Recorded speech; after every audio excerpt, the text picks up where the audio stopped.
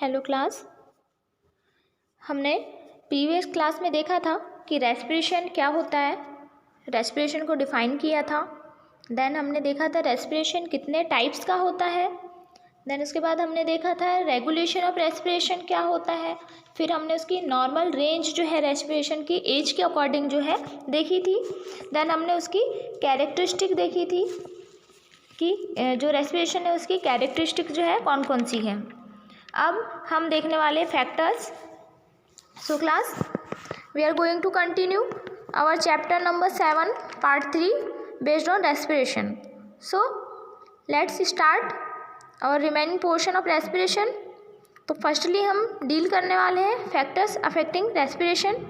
कौन कौन से फैक्टर्स हैं जो कि हमारे नॉर्मल रेस्पिरेशन को अफेक्ट करते हैं। There are many factors. First, age, exercise, emotions या स्ट्रेस, एंगर कह सकते हैं। Then pain, environment, medication. तो हम इसको वन बाय वन डील करेंगे। फर्स्टली हम देखते हैं एज। फर्स्टली एज कैसे अफेक्टेड करती है।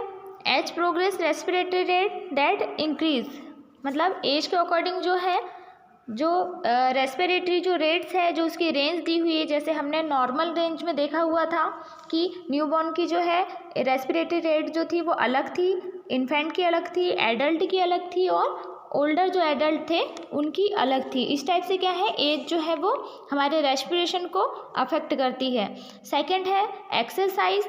With exercise activities the respiration get increase to fulfil in oxygen requirement of body. मतलब अगर हम एक्सरसाइज करते हैं या फिर कोई एक्टिविटी करते हैं तो उससे क्या होता है, हमारे जो है ऑक्सीजन की रिक्वायरमेंट जो है बढ़ जाती है। हमारी बॉडी में ऑक्सीजन की रिक्वायरमेंट बढ़ जाती है, जिससे क्या होता है, हम क्या करते हैं, एक्सेसिव इफर्ट लगाते हैं और क्या करते हैं, हम इंस्पिरेशन करते हैं, है ना। तो एक्सरसाइज, अगर हम एक्सरसाइज कर रहे हैं तो उसमें क्या होगा, हम टायर्ड हो जाते हैं और क्या है उसमें टेम्परेचर भी क्या है, हमारा टेम्परेचर बढ़ जाता है। टेम्परेचर बढ़ने के साथ में क्या होता है, मेटाबॉलिज्म भी बढ़ जाता है। तो अब जब मेटाबॉलिज्म भी बढ़ जाएगा तो हमारा जो रेस्पिरेटरी जो रेट है वो भी इंक्रीज हो जाएगा। ठीक है। अब थर्ड है emotions. Anger, anxiety, respiratory rate increases with activation of sympathetic nervous system. जिस टाइप से हमने टेम्परेचर में देखा था, पल्स में देखा था, सेम ऐसे ही क्या है, ये सारी चीज़ें जो है आपके जो हेडिंग्स दी है, एक्सरसाइज है, इमोशंस, पेन्स है, ये आपके क्या है, जो पल्स रेट है, टेम्परेचर है और जो आपका जो रेस्पिरेटरी जो रेट है उसको क्या करते हैं, ये इंक्रीज़ करते हैं। अगर पर्सन्स को एंगर आता है, एंजाइटी होती है ना, तो क्या होता है, रेस्पिरेटरी जो रेट होता है वो बढ़ जाता है। अगर कोई पर्सन है, पेशेंट या पर्सन है, वो अगर फियर में है, उसे किसी चीज़ का फियर हो रहा है तो क्या होगा, अब वो थोड़ा इमोशनली है, अब पर्सन जो है इमोशनली सफ़र कर रहा है तो क्या होगा, उसका जो रेस्पिरेटरी रेट भी बढ़ जाएगा। मतलब वो क्या है, जो ब्रीथिंग पैटर्न है उसका वो कैसा चेंज हो जाएगा, इंक्रीज़ हो जाएगा, है ना। तो वो क्या करेगा, जो ब्रीथिंग जो पैटर्न है उसको क्या करेगा, इंक्रीज़ कर लेगा, है ना। जैसे फियर में है तो वो क्या करेगा, गहरी गहरी सांसें लेगा, तेज़ तेज़ फास्ट जो है वो क्या करेगा, सांसें लेगा। तो उससे क्या होगा, उसका जो रेस्पिरेशन जो रेट है वो बढ़ जाएगा। किस लिए होगा, ये किस कारण से होगा, क्योंकि अगर हम ऐसी कंडीशन में रहते हैं, मतलब अगर एंगर में है, एंजाइटी में है या किसी चीज़ का फियर है, तो क्या होता है, हमारा जो सिंपैथेटिक नर्वस सिस्टम जो है वो क्या होता है, एक्टिवेट हो जाता है। और हमने टेम्परेचर में भी देखा था, जब टेम्परेचर पढ़ा था, पल्स में भी देखा था कि जब सिंपैथेटिक जो नर्वस सिस्टम होता है हमारा, वो क्या होता है, जब एक्टिवेट होता है तो क्या है, सारी जो हमारी बॉडी के जो ऑर्गन्स की जो एक्टिविटी है वो इंक्रीज़ हो जाती है। अब जिससे क्या होगा, हमारा रेस्पिरेटरी रेट जो है वो भी इंक्रीज़ हो जाएगा। अब pain, change rate and rhythm, client take shallow breathing to avoid pain. मतलब क्या है, अब अगर पेशेंट को पेन हो रहा है ना, तो उसकी रिदम कैसी होगी। रिदम का मीनिंग जो है मैंने आपको बताया था, क्या मीन होता है, रेगुलरिटी। तो या तो वो रेगुलर हो जाएगा या फिर इर्रेगुलर हो जाएगा, या तो वो फिर क्या होगा, सैलो ब्रीथिंग भी कर सकता है। मतलब वो क्या करेगा, सैलो ब्रीथिंग में क्या हो रहा था, स्मॉल अमाउंट में जो है एयर वो इनहेल कर रहा था, ठीक है, और स्मॉल अमाउंट में एयर को एक्सहेल भी कर रहा था। तो अब वो पेन से जब सफ़र कर रहा है तो क्या करेगा पेशेंट, क्या करेगा, धीरे धीरे क्या है, स्लोली क्या करेगा, अपना जो है ब्रीथिंग पैटर्न मेंटेन करेगा, मतलब धीरे धीरे जो है वो ब्रीथिंग करेगा।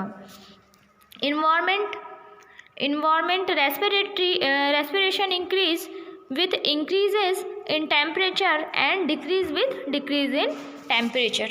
मतलब क्या है, इन्वायरमेंट के साथ क्या होगा, रेस्पिरेटरी रेट जो है वो चेंज होगा, ठीक है, टेम्परेचर बढ़ेगा तो क्या होगा, रेस्पिरेटरी जो रेट है, रेस्पिरेशन भी पेशेंट का बढ़ जाएगा। मतलब यहाँ इन्वायरमेंट की बात चल रही है, अब वो हीट के कांटेक्ट में है या कूल इन्वायरमेंट में है, वो पेशेंट जिस भी इन्वायरमेंट में है उसके अकॉर्डिंग क्या होगा, जो रेस्पिरेटरी रेट है उसका अफेक्टेड होगा, है ना।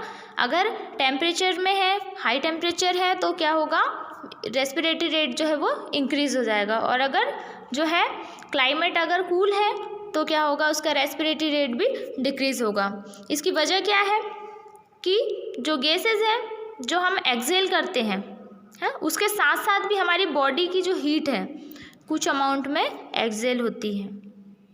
समझ आया आपको, मतलब कि जो गैस एक्सचेंज करते हैं, है ना, रेस्पिरेशन का मतलब क्या है, हम जो गैसेस एक्सचेंज कर रहे हैं, तो इसमें जो हम एक्सहेल कर रहे हैं, बॉडी से बाहर जो गैसेस निकाल रहे हैं ना, उसके साथ जो है हमारी बॉडी भी जो है हीट को कुछ अमाउंट में जो है हमारी बॉडी से बाहर निकाल देती है ना। तो उस हीट को बचाने के लिए रेस्पिरेटरी रेट जो है वो अफेक्टेड होता है टेम्परेचर के साथ साथ, ठीक है। अब नेक्स्ट है medication. Narcotics and analgesic decrease the respiration. अगर हम नारकोटिक्स या फिर किसी टाइप के एनाल्जेसिक लेते हैं तो ये क्या करती है, हमारे रेस्पिरेटरी रेट को डिक्रीज़ कर देती है। तो ये थे हमारे फैक्टर्स अफेक्टिंग रेस्पिरेटरी रेट। अब नेक्स्ट हम देखने वाले हैं अल्ट्रेशन इन रेस्पिरेशन। मतलब कि अब जो हमारी नॉर्मल रेस्पिरेशन जो रेट है, अब वो कैसे, उसमें अगर कोई वेरिएशंस आती है ना, या फिर जो है नॉर्मल जो रेंज है हमारी रेस्पिरेशन की, अगर उसमें नॉर्मल से ज़्यादा अगर रेस्पिरेटरी रेट बढ़ रहा है या फिर नॉर्मल से जो कम इसकी रेंज आ रही है, तो उसमें हमें क्या वेरिएशंस दिखाई देंगे या क्या अल्ट्रेशंस जो है वो शो होंगे। तो हम इसमें फर्स्ट देखते हैं ब्रेडिपनिया। जो ब्रेडिपनिया, टैकिपनिया, ये सब चीज़ें जो है एपनिया हमने सब जो है प्रीवियस क्लास में डिस्कस कर ली है, बट ये अल्ट्रेशन में आते हैं, इसलिए हम इसको एक बार फिर से डिस्कस करेंगे। तो फर्स्टली आपको तो ये पता होना चाहिए ब्रेडी का मीन्स क्या था, कम होना, जो कि हम पल्स में भी देख चुके थे।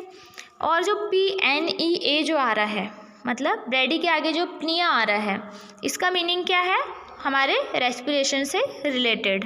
तो इसमें क्या हो रहा है, ब्रेडिपनिया में respiratory rate below normal rate, example है below two 10 breath per minute. मतलब अब ब्रेडिपनिया में क्या है, हमारा रेस्पिरेटरी रेट जो है वो हमारी नॉर्मल रेंज से कम हो रहा है। जैसे कि एग्जाम्पल 10 ब्रीथ पर मिनट दिया हुआ है, तो मान लो एडल्ट की बात चल रही है, तो अगर एक एडल्ट की नॉर्मल रेंज जो है हमने देखी थी 16 ब्रीथ पर मिनट थी, इसकी एक एवरेज रेंज देखी थी हमने 12 to 20 ब्रीथ पर मिनट थी। तो अगर नॉर्मल रेंज से अगर कम अगर रेस्पिरेटरी रेट आता है तो उसे हम ब्रेडिपनिया में कंसिडर करते हैं, ठीक है। अब सेकंड है टैकिपनिया, इसका जो अपोजिट है ब्रेडिपनिया का, उसको हम क्या कहते हैं, tachypnoea, respiration below normal limit 30 breath per minute. मतलब अब यहाँ पर क्या हो रहा है, रेस्पिरेटरी रेट जो है वो नॉर्मल से ज़्यादा हो रहा है। अब नॉर्मल से ज़्यादा बढ़ गया तो उसको हम टैकिपनिया में कंसिडर करते हैं। जैसे कि नॉर्मल पर जो है एक हेल्दी पर्सन की नॉर्मल जो रेस्पिरेटरी रेट है वो होती है 12 to 20 या 15 to 20 ब्रीथ पर मिनट। तो अगर मान लो कि 30 ब्रीथ पर मिनट अगर आ रहा है उसका रेस्पिरेटरी रेट, तो उसको हम टैकिपनिया में कंसिडर करेंगे। ठीक है, तो ये भी एक जो है एक अल्ट्रेशन हुए हमारे रेस्पिरेशन में। थर्ड है एपनिया। आपको पता ही है कि जब एब्सेंस ऑफ रेस्पिरेशन होता है, मतलब जो है पेशेंट का जो है रेस्पिरेटरी रेट जो एब्सेंस आ रहा है, तो उसको हम एपनिया कहते हैं। नेक्स्ट है डिस्निया। अब dyspnoea means difficulty in breathing. इस कंडीशन में क्या होता है, जब पेशेंट जो है डिस्निया से सफ़र कर रहा होता है तो उसे क्या होता है, ब्रीथिंग करने में डिफ़िकल्टी होती है। ये किस कंडीशन में होता है, जब पेशेंट जो है डिस्निया से सफ़र कर रहा होता है। अब पेशेंट जो है उसको जो है ब्रीथिंग में डिफ़िकल्टी हो रही है, तो ये जो है इसमें क्या होगा, जो हमने पढ़ा था लेबर्ड ब्रीथिंग पढ़ी थी हमने, तो लेबर्ड ब्रीथिंग में क्या हो रहा था कि पर्सन को जो है एक्स्ट्रा एफर्ट लगाना पड़ रहा था। अब नॉर्मल ब्रीथिंग में एक्स्ट्रा एफर्ट की ज़रूरत नहीं थी, तो अगर पेशेंट डिस्निया से सफ़र करता है तो उसको डिफ़िकल्टी होगी ब्रीथ करने में, तो पेशेंट क्या करेगा, एक्स्ट्रा एफर्ट लगाएगा। ठीक है, तो उसको हम क्या कहते हैं, लेबर्ड ब्रीथिंग कहते हैं। अब ऑर्थोपनिया। ऑर्थो मीन्स क्या होता है, ऑर्थो मीन्स क्या होता है, हमारी बोन से रिलेटेड है ना, और पनिया मतलब जो है हमारा जो रेस्पिरेटरी रेट से रिलेटेड। तो difficulty in breathing are relieved by sitting और स्टैंडिंग इन अपराइट पोजीशन। मतलब क्या है कि अगर पेशेंट बैठा हुआ है या पेशेंट खड़ा हुआ है तो उसे क्या होगा, जो उसका रेस्पिरेटरी रेट है वो थोड़ा चेंज हो जाएगा। हो सकता है कि उसे डिफ़िकल्टी हो रही हो, जो पेशेंट बैठा हुआ है तो डिफ़िकल्टी हो रही हो उसे ब्रीथ करने में, या खड़ा है तो ठीक है वो नॉर्मल ब्रीथ कर पा रहा हो, तो इस टाइप के क्या है वेरिएशंस आ सकते हैं। अब सेकंड जो है नेक्स्ट व्हीज।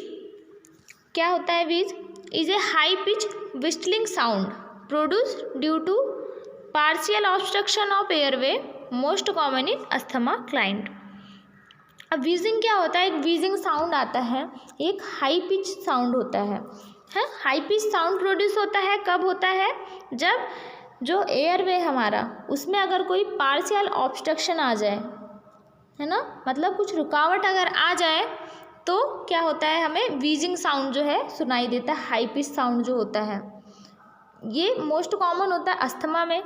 अस्थमा क्या होता है, इसमें क्या होता है, पेशेंट जो रहता है उसका एयरवे जो होता है, एयरवे में इन्फ्लामेशन आ जाती है, नैरो हो जाता है, और इसमें क्या होता है, डिफ़िकल्टी होती है ब्रीथिंग में।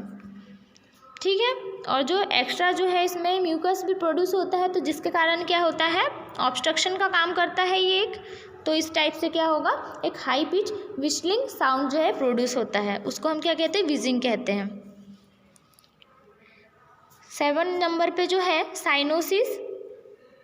साइनोसिस क्या होता है, bluish discolouration of skin due to lack of oxygen in tissue.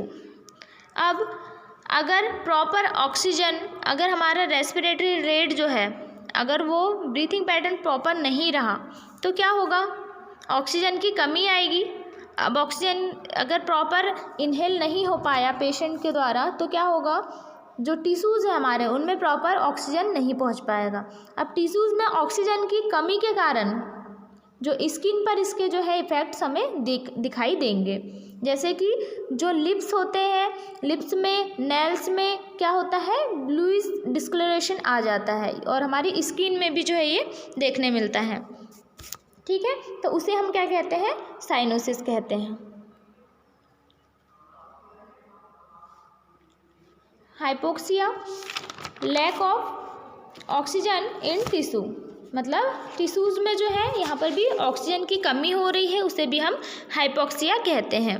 Next है एस्फिक्सिया, स्टेट ऑफ सफोकेशन, मतलब पेशेंट को अगर सफोकेशन हो रहा है तो हम उसे एस्फिक्सिया में कंसिडर करते हैं। तो ये जो आपने अल्ट्रेशंस देखे रेस्पिरेशन के, ये आपके एक जो नॉर्मल जो टर्मिनोलॉजीज़ है जो कि आपको याद होनी चाहिए, इसलिए मैंने आपको सारी ये जो टर्मिनोलॉजी से आपको बताई है कि आपको जो है ये नेक्स्ट ईयर में और मतलब हमेशा जो है आपको ये यूज़ होने वाली है। तो इसलिए आपको ये सब जो है टिप ऑफ द टंग होनी चाहिए। तो आपको अगर इसमें कोई डाउट हो तो आप मुझसे पूछ सकते हो। इसके अलावा ये आपका जो है इम्पॉर्टेंट पोर्शन है, तो ये आपको जो है इसमें जो है आपको ये टिप ऑफ द टंग होना चाहिए। तो ये जो है आपको टर्मिनोलॉजीज ये आपको लास्ट तक जो है ये यूज़ होने वाली है, तो आपको इन सबको जो है याद करनी है, ठीक है। तो हमारा जो रेस्पिरेशन जो था, जो थर्ड पोर्शन जो था हमारे वाइटल साइन का, ये कंप्लीट हो गया है। अब हम जो है नेक्स्ट वीडियो में हमारा नेक्स्ट टॉपिक डिस्कस करेंगे जो कि है blood pressure. So thank you class.